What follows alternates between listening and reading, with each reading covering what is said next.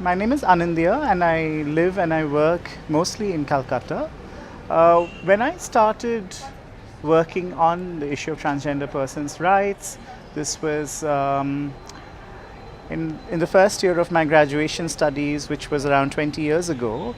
And at that point of time, the word transgender wasn't as easily and as widely available as it is today in comparison to those years.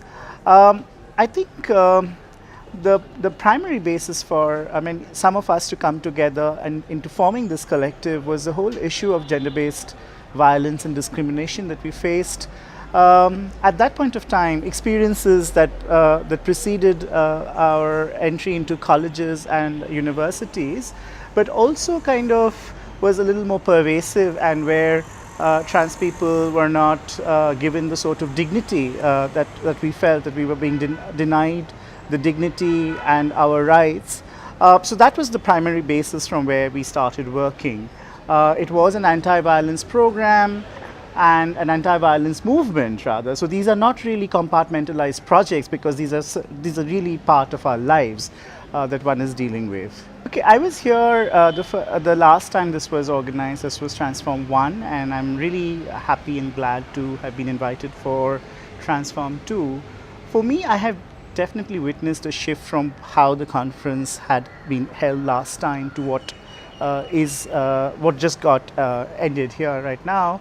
I think the conversations have deepened. I mean, so has the movement. The movement have also moved and shifted and become complex and nuanced. And I think a lot of the conversations in the course of the conference in the past 2 days did reflect that nuanced reality of trans persons' rights and the struggle for trans people's rights currently in India.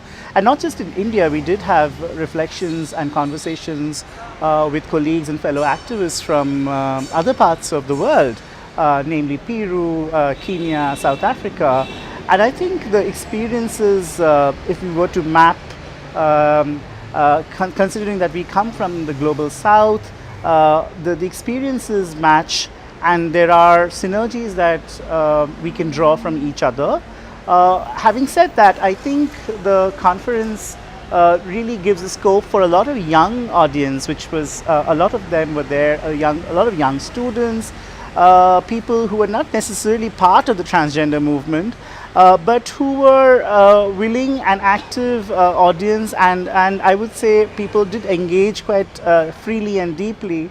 And I think such spaces should be there where we can, and okay, so the other thing that was there I should really highlight is the fact that the quality of the conversations were really, really deep and evolved, and they were not introductory conversations as some of us might get quite used to hearing.